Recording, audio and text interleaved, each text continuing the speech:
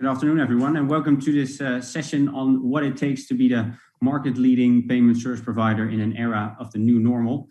My name is Rogier Roepen van der Voort, and I'm the CEO of PCN. I think it's needed to say that a lot has happened over the last 12 plus months, and the world that we live in has certainly changed.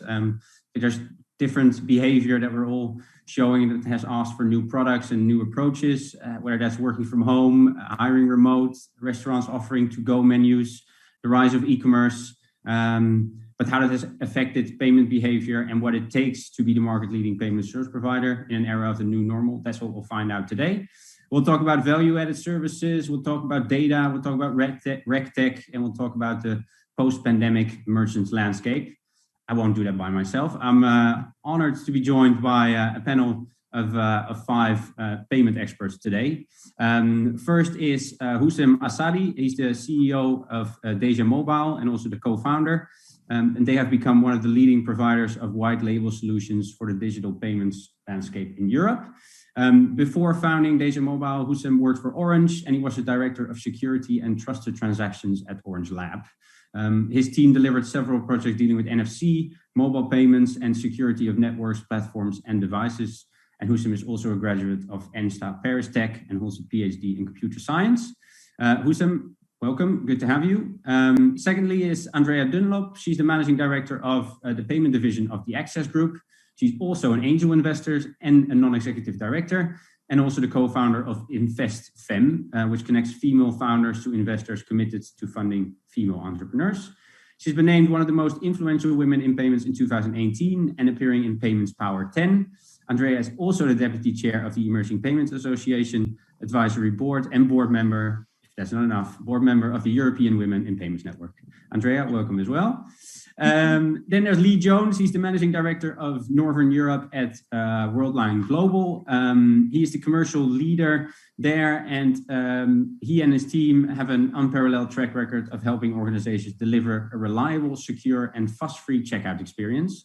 Lee is passionate about driving solutions that deliver real value to his customers and has helped Ingenico into new markets where the introduction of cashless payments is just starting to emerge. Super relevant for what we're discussing here today. And while supporting existing customers in their ambition to meet and exceed shopper expectations is something which highly interests Lee. Lee, welcome as well. And then we have Christos Tiniotsu. He's a director at iSpiral. He's responsible for formulating the strategic vision of iSpiral. They build KYC and AML solutions. Christos has an academic and working background in the US and Cyprus with huge experience and knowledge in the area of AML and fraud detection, with the focus on implementing transaction monitoring solutions and finding money laundering and fraud anomalies through automation. Christos, also welcome to you. And then last but certainly not least is Neil Smith. He's the head of partnerships EMEA at Forter. Neil's 28-year career has centered around helping merchants, processors, and financial institutions to successfully navigate the ever-changing payment ecosystem. He has held a variety of technical, commercial, and leadership roles, inclusive of fraud, risk, and compliance. And prior to joining Forter, where he leads partnerships, Neil has held senior positions at companies including Visa, Verify, and FIS. Neil, also welcome to have you. And to everyone again, welcome to have you today on the panel. Excited to be discussing with you the topics that we have for today, as well a bit of a household for everyone who's viewing this. If you have any questions, feel free to put them in the app, and I'll make sure to get them to our panel as much as possible. But maybe let's start with a question to you, Andrea. I mean, pre-COVID, merchants who did not sell online nor accept digital payments were forced into a do or die. And they now face digital shoppers, of course, who abandon baskets the moment that they experience friction. So how can payment service providers build a strategy which nurtures the launch of value-added value-added offerings for corporates, SMEs, and consumers? First of all, it's great to be here and great to be amongst this panel. So thank you for inviting me. To tackle that long question, because I think there's a couple of angles to it. What I would say is that you really have to understand your customer base. And, if you're really going to create value adds, there are nuances as to how you tackle that, depending on what type of verticals that your customers come through. But I guess with the last year of COVID, even longer actually, many retailers that didn't have a digital experience should have really already been through that pain barrier. And will now recognise the value of the new skills and capabilities that e-commerce actually brings. So while they may be early in their journey, they should start to see the benefits of that. And it's funny because for years within the payments industry, we've all talked about omni-channel, and it hasn't really been a reality. But now I think with all that's gone on and the digital acceleration, omni-channel is a reality now. And I think anyone running a business has to accept that customers are coming in via multiple channels to your business, and you need to be able to cater to that. And I do think there's some interesting things on the horizon. So I'm probably being a little bit talking futuristic, but I see it myself, and I can actually give some good use cases, especially with my husband, actually. The snap and shop that's occurring. It's early days for this, but I think some of the new technology that is starting to come in and add value to consumers around how they're making their decisions, I think is going to drive e-commerce further. So when I talk about Snap and Shop, some good examples, and maybe it says a lot about the age group, is wine and plants. So, my husband is forever taking pictures of wine bottles to work out, I really like that, I'm going to buy that. And it's the same with plants. And I think this type of experience we're going to see in other areas, which will continue to drive that experience. And then the other one that really stands out to me that I wanted to mention to everyone is the augmented reality. And one of the ones that kind of makes me laugh, you kind of think of the sexy areas like clothes shopping and makeup generally for women is where this works really well. But the one that did make me smile when I saw it was carpets. And people picking their carpet, but actually being able to visualize it in their own home. And the thing that brought it to life to me was actually some friends of mine were just selling their house and one of their rental properties, completely empty of furniture. And they were able to create this experience where they actually put all this fake furniture in augmented reality to sell that online. And I thought these are really interesting propositions that are starting to come through. And for me, I think this is what is going to enhance the drive across digital and e-commerce. And this is some of the transformation. I mean, it's early days, but I think we are seeing some interesting aspects start to come through. Absolutely, yeah. Lee, do you see the same with your clients? Yeah, just to say, I think I'd get on well with your husband, Andrew, if he likes wine and plants. I think from my side, there are so many different value-added services and services that can add value out there to merchants and customers. What's really important is that people collaborate. And I always think nobody knows as much as all of us. So it's working together, and also as sort of payment service, solution providers like ourselves, we have to listen. And we have to be careful as to where we place our bets as well, because there are so many things you can do. But actually, there are only certain things that you actually should really do. So working out those things that will deliver a real tangible return to an organization, but also help improve that sort of customer experience. So it reduces friction, reduces the different steps to get somebody from that point of making a decision to buy to actually completing the checkout. It is really, really key. And to Andrea's point there as well around the sales channels, that consistency of experience, I think, is really important. Sales channels need to come together. So a few years ago, I remember talking to big merchants, and you'd almost find that the e-commerce team was almost like the worst enemy, if you like, of the in-store team. And they'd be, challenging each other, trying to sort of compete from a sales figure perspective and stuff. But the world's changed now, and everybody's looking at it more as complementary channels. But I think realizing that actually a lot of transactions now sometimes start in one channel and finish in another. And that creates challenges for organizations and service providers alike. But as we go forward, it's going to be increasingly important that there's a real alignment there, and this sort of real sort of frictionless, fuss-free way of people being able to navigate and make their decisions and complete their purchases in the channel they want to do so. Do you see then a lot of new services being offered? I mean, you talk about customer experience, about friction. Is it offering more services, or is it about keeping it as simple as possible for the consumer? I think it can be a bit of both. I think simple is good. Some customers just want to get in and get out. They don't want to waste around. They decide what they want. They go to a shop, they buy it, and the faster the better. They don't want to queue. Or online, the fewer the steps, the less interruption they have and the less hassle, the better. But we've seen services ourselves where even at the end of a transaction completing, a merchant may choose to survey the customer to say, how was that experience today? Because there can be really valuable insight in that. So maybe even adding sometimes a step can actually be the right thing to do to help a merchant then refine how that experience would be for the next shopper, or when that shopper actually hopefully comes back, and buys again from that organization. So they continue looking at improving. So I think it depends. And that's where collaboration needs to come in. And that's when people need to sort of spend time working together to look at what is best for my business and for my customers.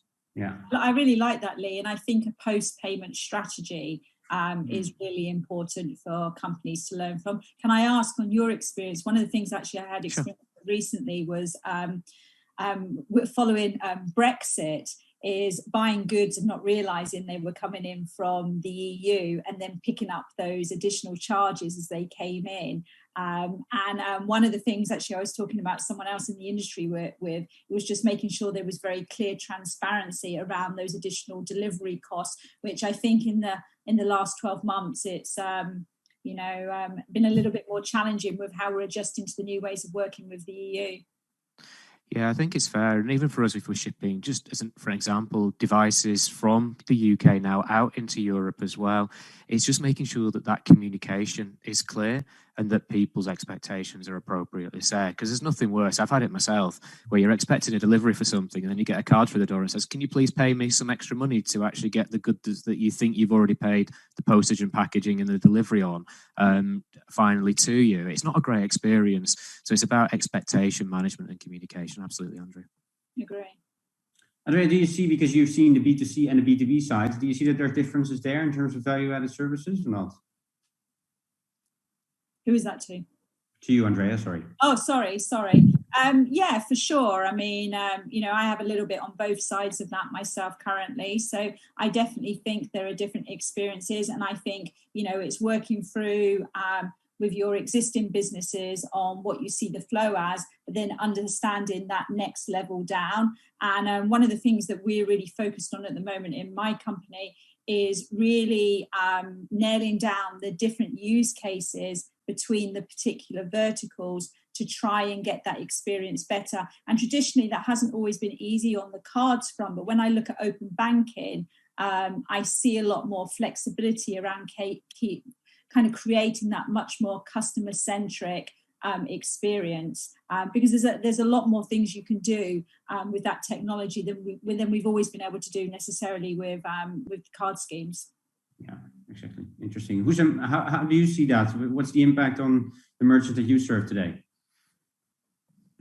Yeah, so payment is a two-sided market, okay? So we need to think about the expectations of both merchants and consumers. To answer directly your question regarding merchants, and as Lee mentioned, all merchants need today to build an optimal omni-channel experience, okay, for their consumers, because of course now consumers are used to use all the available channels to shop, okay? And if we think in particular about physical stores, so all of us have seen those long lines, in the grocery stores in particular during the first lockdown at least, and this is not, of course, an optimal situation. All of merchants today who manage physical stores need solutions to better manage those lines and provide, let's say, quick and safe checkout experiences for their consumers. And this is brought to them by payment solution vendors, providing, for example, very flexible payment POS terminals or software POS terminals like we do, in order to allow them easily build checkout spots within their shops. If we think about, for example, the big retail stores. So, yeah, this is clearly an evolution and a new need on the merchant side. On the consumer side, one of the main topics for us as again payment vendor is, of course, the raise and of the contactless payments. Just to take one figure, according to Mastercard, in Q3 2020. The penetration of contactless payments represented 41%, while it was only 30% 1 year ago. So it's really an important evolution. And here again, we need, as payment providers, to bring the best possible solutions in order to equip all the merchants, even the smallest ones, with contactless acceptance solutions. Yeah, but there's clearly a need for indeed more contactless payments when people go in store. I'm sure you definitely see the effect of that. Great. I think something else that is very much connected to value-added services and that payment service providers deal with all the time is, of course, data. So maybe, Neil, a question to you. How can merchants and providers collaborate, you think, in your opinion, or what you see in the market, to provide more personalized and more unique and more regulatory compliance services? Yeah, thanks, Rob. And obviously great to be here with everyone on the panel. Data is interesting. It's Marmite, right? Some people like data and the way that data is used, and other people hate the way that data is used, specifically when it becomes intrusive into kind of marketing. So I think we have to be careful on how we align that. So Forta, for example, we're very much on the using data to protect people, protect partners, protect merchants. I think bringing merchants and partners together, using the wealth of data that's in the industry, using it in the right way at the right time, will do two things. One, allow consumers to feel safe in the knowledge that when they're shopping, they're not going to get compromised. And secondly, it allows both the partner and the merchant to really understand, and we call it actor or the persona behind that transaction. I think we'll get onto it maybe later on, but we've always, as an industry, over the last 40 years, been focused on the transaction. And I define transaction by things that are very linear and very rudimental. Card information, expiry date, things that I call clunky. It's just great and it's served a purpose. But I think importantly, don't we want to know who's behind the transaction, right? And using data in that way. And so you can leverage, merchants and partners can leverage that. So if they know it's Neil Smith, they trust it's Neil Smith performing the transaction, then of course there will be more propensity to engage with that customer on a regular basis to provide things that they might need, not using the data in that way, but knowing the person. What kind of data is that then? Is that biometrics data? Is that, I guess, age? Is it, what kind of data are you looking at then? Or everything, yeah, all of the above. But with things like behavioural science, so, I, as my digital footprint, typically human beings are habitual by nature. It's very difficult to get away from that, no matter how much you try, right? Dining room experience pre-COVID, if 6 or 7 people come around for dinner, I can guarantee if you do that, the following week, most people will sit in the same place as they did last time. It's just habit. And so we do the same thing online as we do physically. So it's, yes, using things like, am I right-handed? Do I use my right thumb on my phone, or do I use my left hand? How long do I hover over particular goods or services within the web page if we're talking about online? Even in store, I'm fairly sure subconsciously many people choose to go right or left around the store, and they navigate to things that are interesting to them. It's no different from online. So yes, in Forta, we use 6,000 data points at any given time to make sure that it is Rohir that's performing that transaction, and I'm sure others do the same. It's crazy. Christos, how do you see that? I'm glad to be here as well. I totally agree with Neil. It's a matter of GDPR. We all know that GDPR, it's here to stay. So we need to be careful what we're gathering. And that we are in line with what the data processor is. We have to be in line with that. And now, over and above that, when we're collecting data as far as the account goes, in order to do the onboarding and the risk assessment, whether we need to gather information regarding the, as Neil said before, regarding the behavioral or biometric elements needed so that we can use them for the fraud detection. I mean, the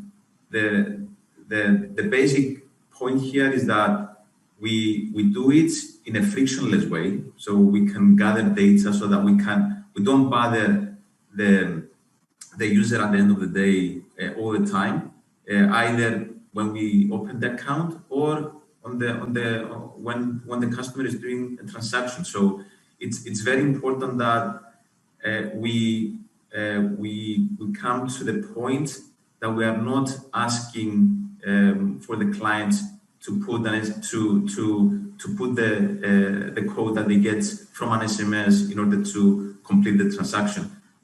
We need to start using biometric and behavioral data elements so that we can authenticate the user using those data elements without being obnoxious or asking the client all the time new data. I mean, there are new data sources that we need to be getting data from, such as publicly available data sources. I mean, there are so many data that we can find on Facebook, LinkedIn, Twitter. I mean, there are other external data sources that could be used for identification, such as governmental data sources that are already open so that we can use them during the account opening. So definitely having good data sets is very important during the whole life cycle of the client, from the account opening to the continuous transactional relationship that we have with the client. How do you see that then, that collaboration between merchants and providers in order to make sure that indeed that there are clear data sets to be used? Is there specific collaboration that you see that is very successful with the clients that you work with? The important point here is that merchants should be accessing data that are qualified and at the same time are validated, so that they don't use data that eventually will not be able to do the account opening or the onboarding. So it's very important to have a partnership that you know that you're getting the data that have been validated and qualified. Yeah, that makes sense. Neil, did you want to add to that? Sorry. Yeah, I totally agree with Christoph there. I think also, merchants have it hard enough, right? So they want to do everything in isolation, whether it's, looking at processing companies or PSD2, 3D Secure or fraud systems. You want to partner up with, gateways, PSPs, acquiring banks that might have all those solutions in one place, right? It's nothing to say that merchants shouldn't have their own individual protection, so looking at fraud systems, but you want to try and make that journey for that customer as seamless as possible. And I think Andrew or maybe Lee touched on it. Some friction is good.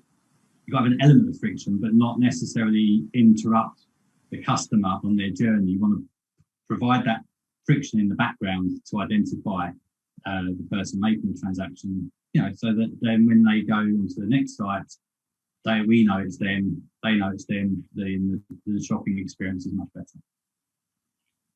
And when you say friction is good, what kind of friction do you mean? Limited friction. Lots of friction is not good.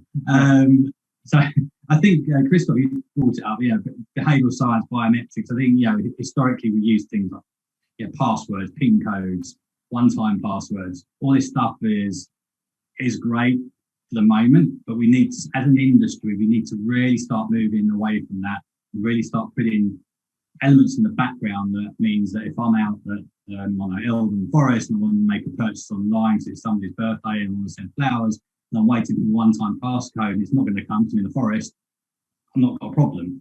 I want to be able to have that experience without the pain that's gone with it with one-time passwords. That's what I mean by relevant friction. Yeah, that makes sense. All right, okay. Indeed, I think the the use of data is very much to decrease fraud. And maybe Christos, to you, I mean, we know that regulators in general are very strict, right? When reviewing procedures, when looking at processes and systems, and especially when it goes or when it's regarding money laundering and fraud detection and prevention. What is your kind of recommended approach to tackle this subject? I mean, the regulators,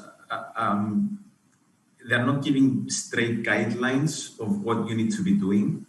I mean, there are regulators in Europe that, and in UK that they're telling you that you can identify a client using qualified and validated external data sources, but they're not giving you a guideline that, I mean, what kind of, let's say, approach you need to take in order to avoid fraud. But definitely there are some guidelines there that, I mean, you can follow in order to be able to detect fraud, either with an expert-based solution or with a machine learning-based solution, or with a combination of those. So eventually, definitely, I mean, the data quality is of huge importance when you're dealing with compliance, AML, and fraud. So, I mean, as you probably know, when you put data garbage in, you get data garbage out. So you definitely need to be able to have quality data sets in order to be, I mean, sure that, I mean, you are in line with what the regulator is requesting. Yeah, and because you guys build obviously a lot of KYC and AML solutions, how do you think that kind of regulatory technology can then play a part in secure customer onboarding and lifecycle experience? I mean, especially now that there's just more and more onboarding that is done remote, right? How does RegTech come in there? I mean, definitely, I mean, we are going towards that direction. So automatic KYC and automatic onboarding, right now it's anyways, it has been accepted by the regulators themselves. I mean, in most of the European countries, the AML5 has been transposed on the local legislations of every country, and the ADAS directive has been transposed on the local legislations as well. If you combine those two, I mean, it clearly gives you a guideline, and the regulators see that. It gives you a guideline of starting accepting the client remotely, using robust solutions that are already out there. For example, liveness detection, selfies, video identifications, verifying that the official identity documentation is authenticated and it has not been forged or tampered. The biometric face matching that Neil has mentioned before. All these type of technologies definitely will be minimizing the fraud as far as the account opening, but during the whole life cycle of the client. Because, for example, in the gaming industry, you don't only need the use of the liveness during the account opening, but also when the client logs in order to put a bet. You don't want someone else to be betting on your behalf. So there are a lot of technology out there that definitely minimizes the risk of who you're onboarding, and at the same time minimizes the time that you need to onboard someone. You can be faster and efficient, basically. Definitely, yeah. More successful. Yeah. Do you see that there's across those different industries, there's more of a need of this kind of automated onboarding or regulatory technology than in others, or is it just as broad as it gets? There's need. I mean, definitely financial services. It's a must. I see the gaming industry a lot. Right now, I see the industry of the food delivery. So we have a lot of requests that there are they want to, let's say, identify the writers before they start their shift. So there are different industries that are moving towards that direction. Yeah, that makes sense. Andrea, how do you see that? How do you see that the RegTech, regulatory technology, play a part in the secure onboarding? Yes, so I mean, I see this as pretty key. And to be honest, I mean, I was previously running another merchant acquiring business for another company for many years. And, you know, I mean, we had this technology. It's been out there for a long time. What I will say is what has changed over recent years is that when this technology first came into play, it was very much a back office function. What I do see is there's been a little bit of a shift. And it's much more now that there's a sales and marketing play in that, because again, it's coming back to what we spoke about earlier. It's about ensuring the customer experience through that onboarding aspect. So I do think there's been a bit of a switch.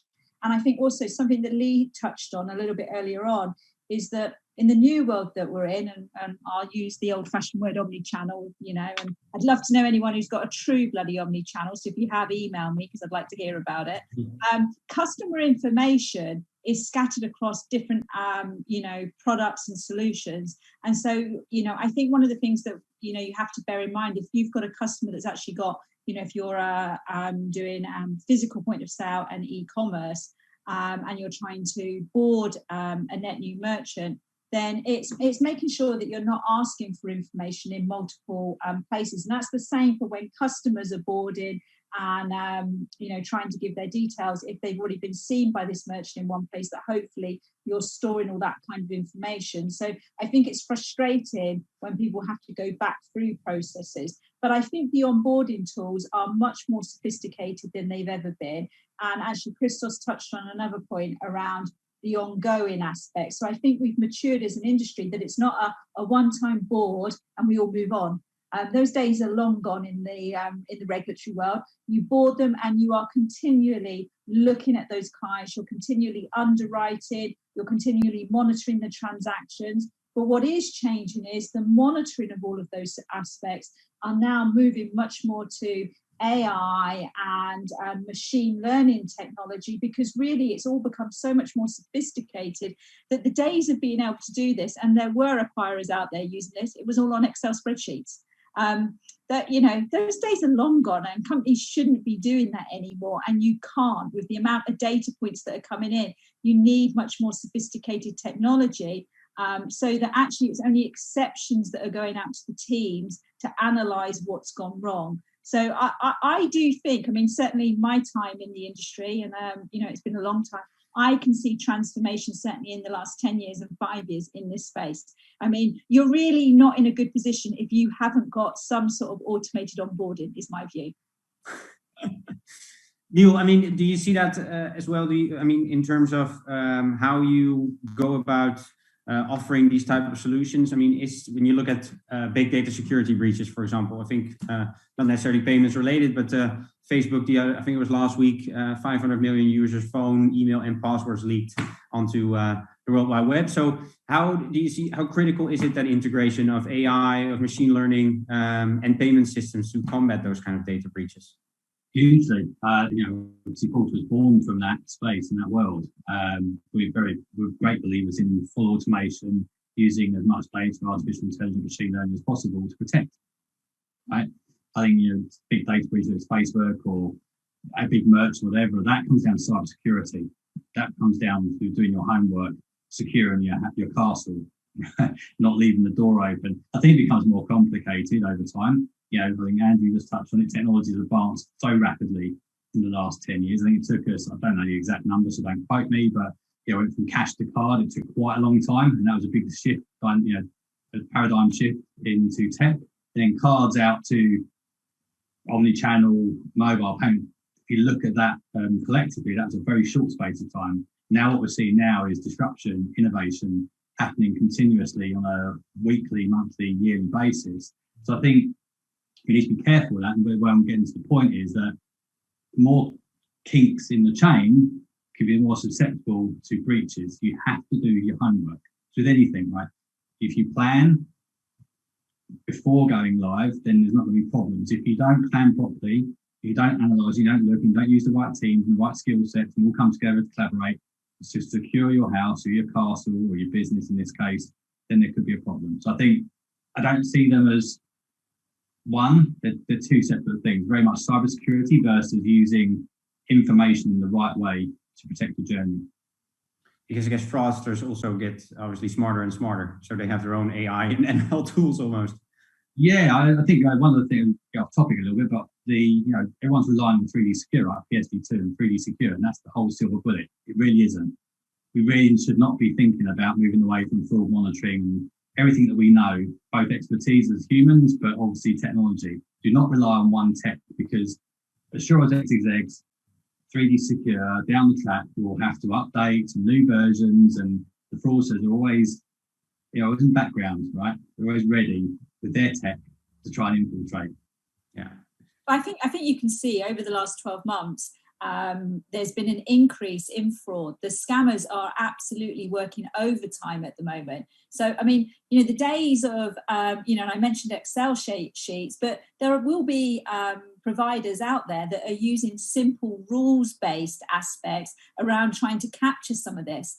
And in this day and age where you see what's happened in the last, 12 months where fraudsters are at a heightened level, those types of solutions should be long gone. And, actually, I think it's a little bit shameful if there's companies out there that are still working in that way. They should have much more sophisticated tools. I'm being quite harsh, quite frankly, but I honestly feel that it is shameful on them if they're still operating those types of legacy solutions. That is not acceptable in today's world. Not acceptable. No.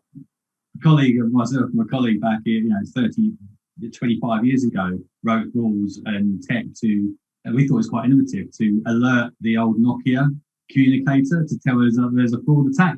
If people are still using that, then we should close up the doors, because you've got to move away from legacy-based systems into the new world.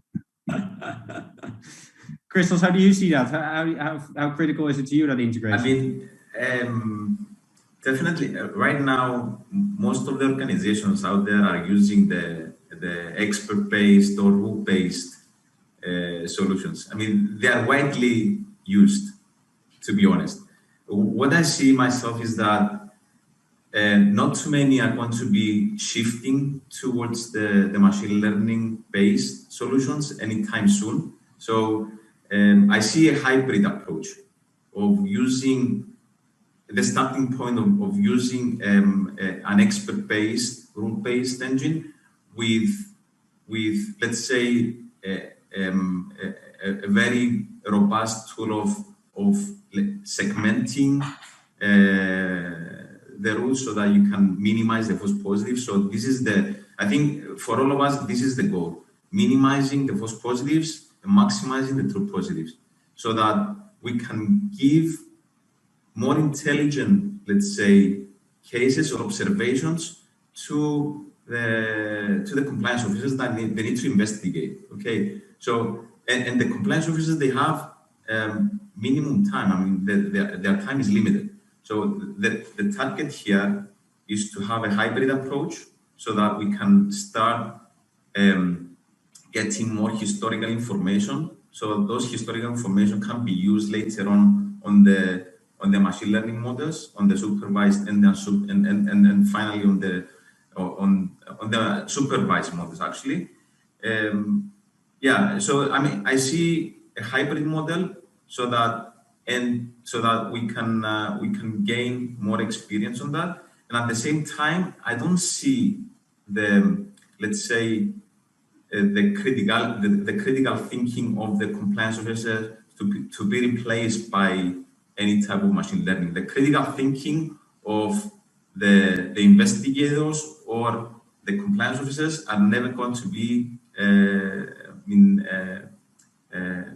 they're not going to be go away. We need the compliance officers.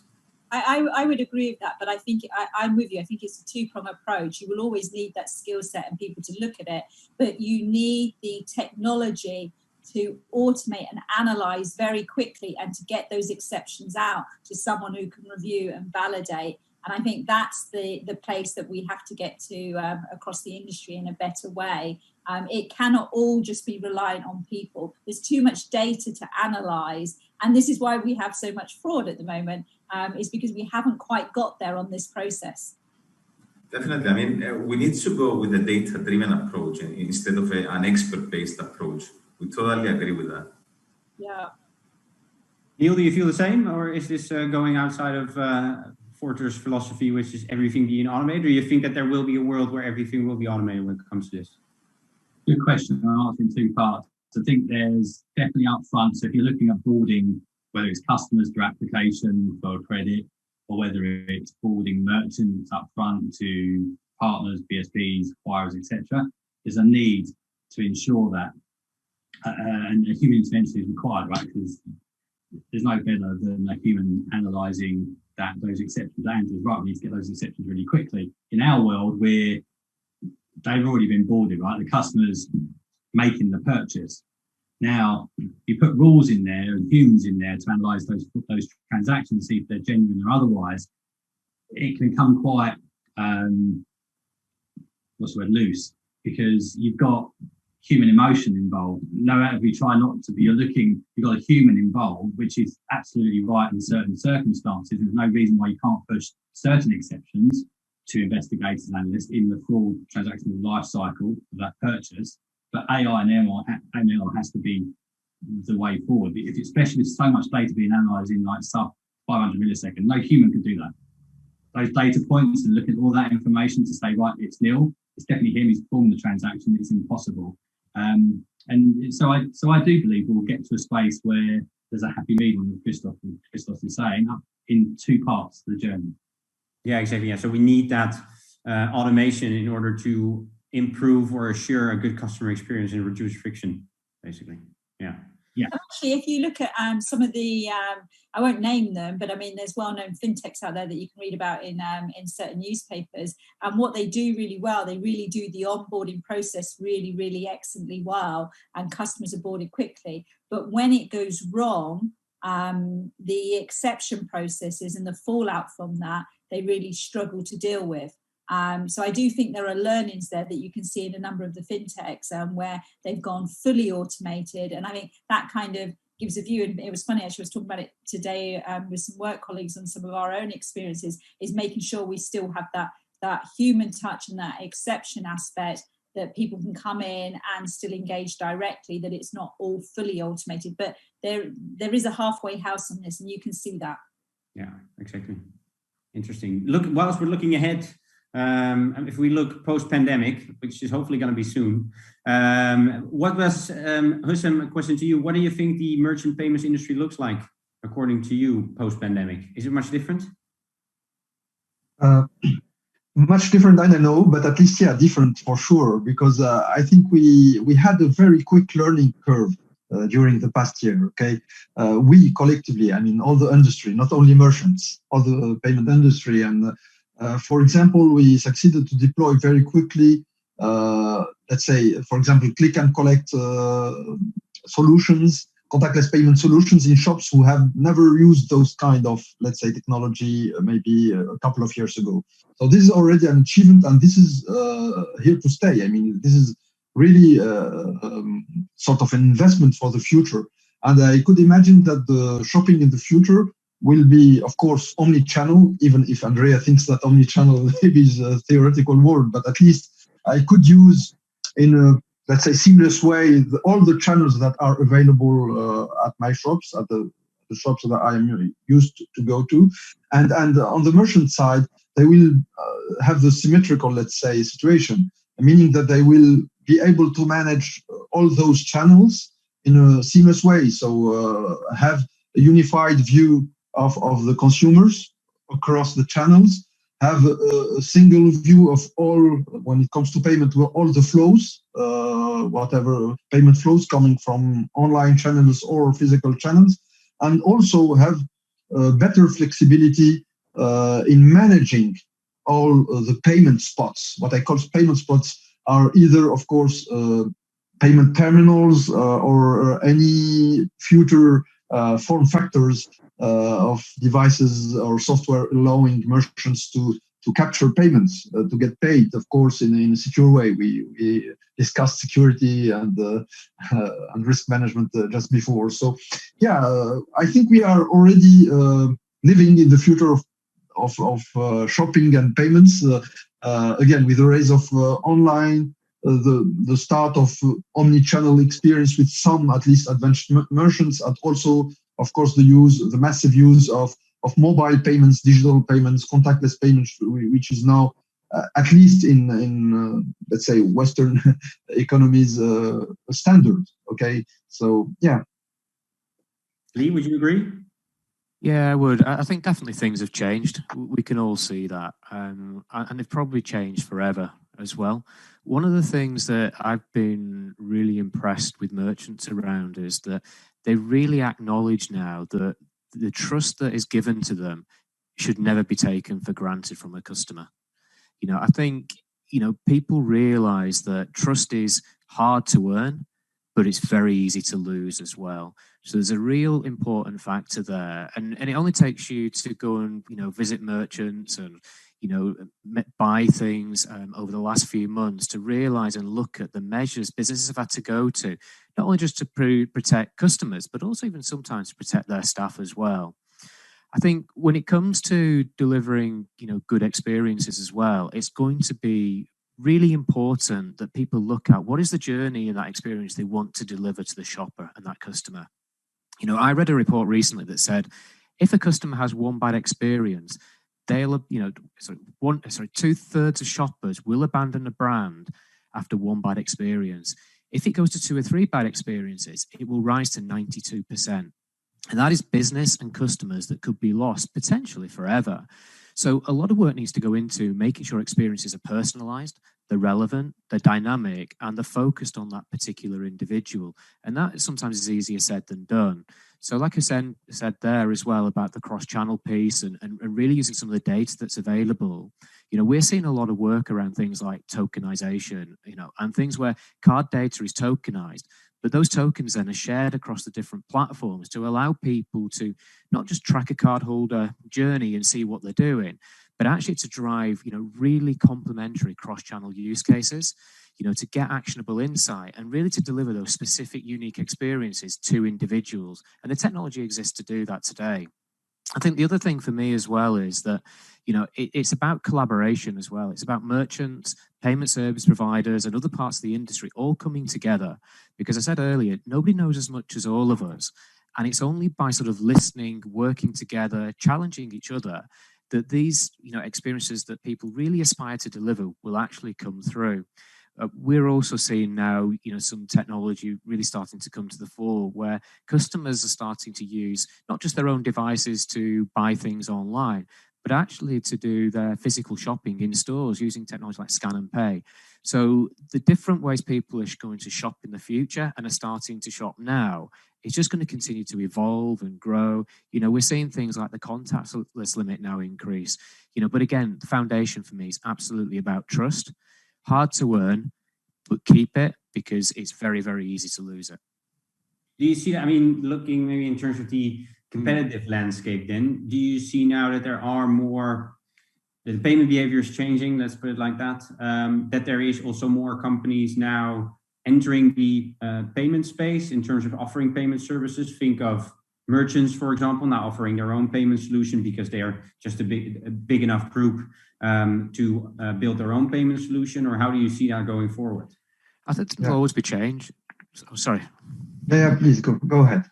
I was going to, sorry, I didn't interject. Yeah, I think there's always going to be new companies and new ways of doing things that come to the fore. And I think that's really healthy to see, people looking at it and say, how could you do things differently? How could we, deliver that experience in a way that's more specific to how we want to deliver it to our customers?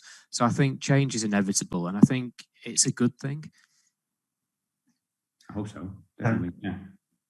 And I would complete this answer by just reminding that we have a huge challenge. Cash is still representing more than 80% worldwide of the transactions. Okay, so we have a collective challenge as an industry to bring more and more digital payment options and solutions to all the parties of the ecosystem. So it's very good news that a lot of new, let's say, services are built and brought to the market by merchants, startups, fintechs, whatever kind of actors. But because again, the challenge is huge.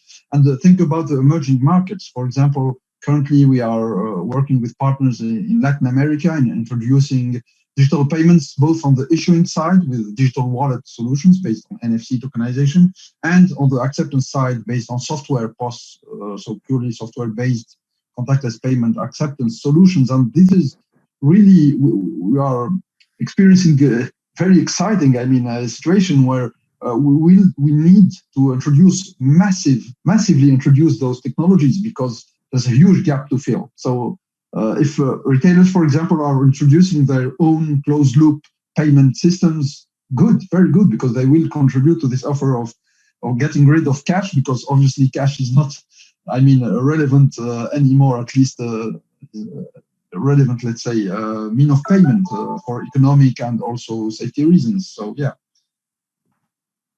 Yeah, I think a lot of people will disagree, obviously, because of the number of countries that are still using cash as our leading payment method. But yeah, it's a logical transition, let's say, with everything that's going on, that everything will become more digital.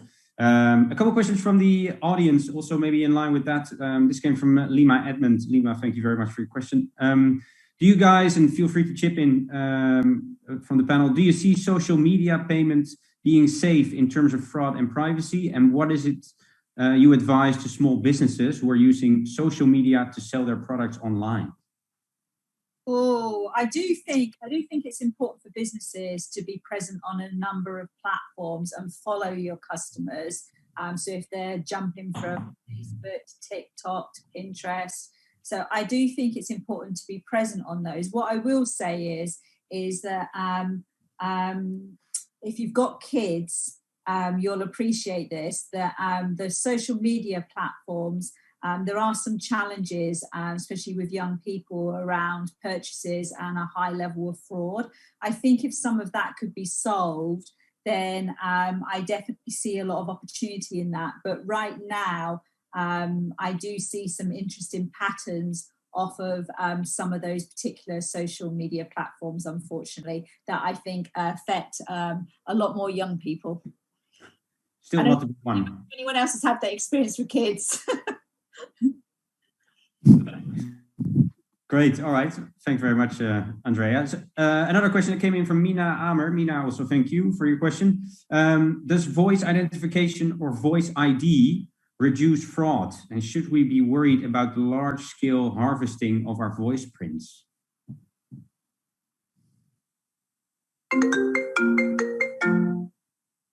for that. Oh, that was a phone a friend for a minute.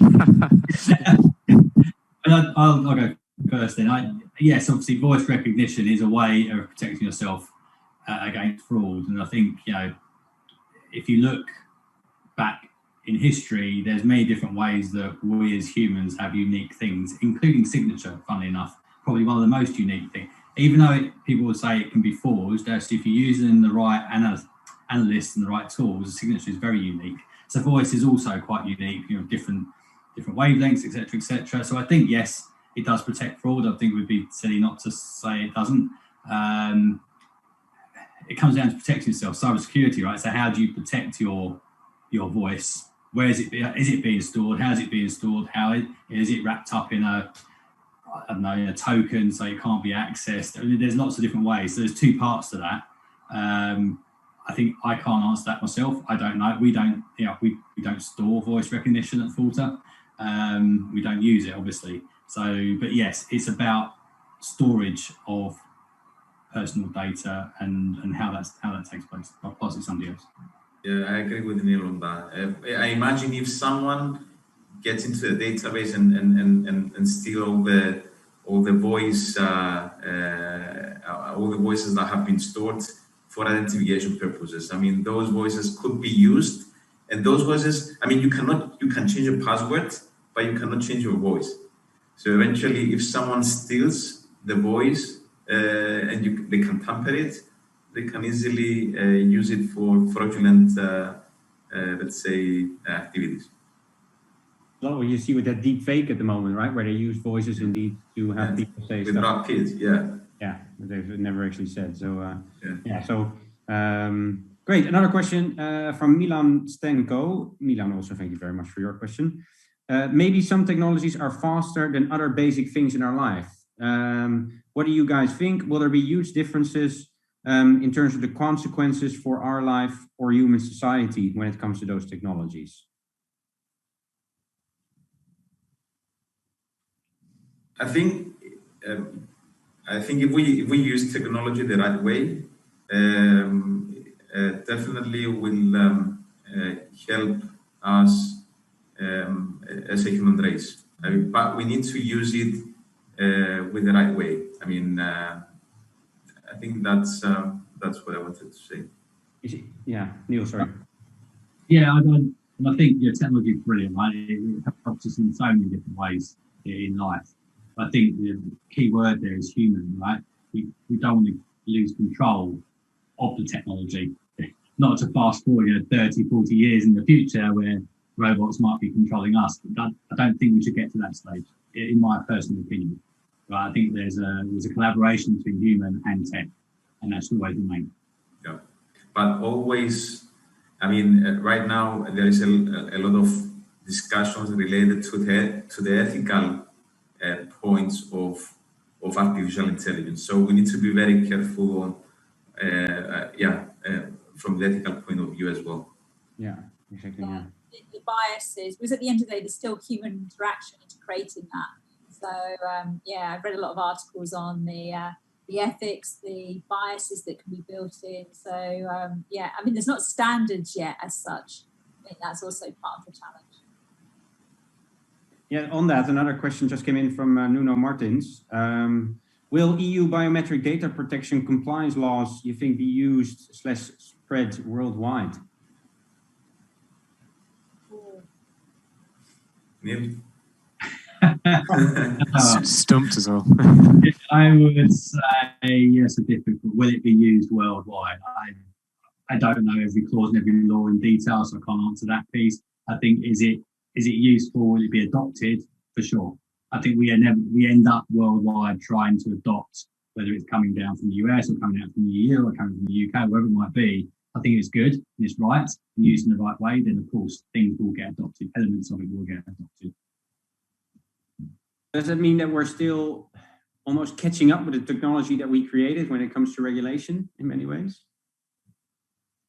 I think yeah, in general, I mean, regulation is here to help us comply and to be in line with what is needed. Definitely, I mean, the GDPR directive, for example, is setting some guidelines of how we should be using technology and how we'll be using data that we get from the clients. So eventually, I believe that the regulations are setting the pace eventually. Yeah, I think from the perspective, from the regulatory perspective, around technology. So I think it's hard for regulators to really have that forward focus. But what I do see is the difference in regulators these days, and I'm seeing the difference massively here in the UK, is that they recognise they can't keep up with the pace, and therefore they're much more open and engaged. And sometimes there are unintended consequences of regulation, and they're open to that engagement and that challenge. So I think we see much more of that. I think it's unrealistic to expect the regulators to be forward thinking around some of the technology changes. I think it will always be retrospective, but I think their approach to it is less stick-like and tick-box processes. I think there's much more working groups and open engagement these days. I think, I'll just add to that. I think that's key, right? I think there will be mistakes, there will be things that need to change. I don't think with the advancement of technology and the pace it's happening, I don't think things can be set in stone. You'll end up with version 1.0, 2.0. I think that's okay. Yeah, that is why there is a new trend right now for subtech, which is the supervisory technologies. So there's a new definition out there nowadays, subtech. I haven't even heard of that. That makes me laugh. Yeah. You heard it here first. Yeah. Great, guys. Well, thanks very much. I think, there's a lot of interesting insights, regarding, the topic was obviously what does it take to be a leading merchant payments provider in era of the new normal. I think that it sounds like data is a big part of that. Fraud prevention is a big part of that, and how to tackle that. Working together with merchants as well as providers is a big part of that. So very interesting. Thank you guys for sharing your views with us, and thanks everyone for tuning in.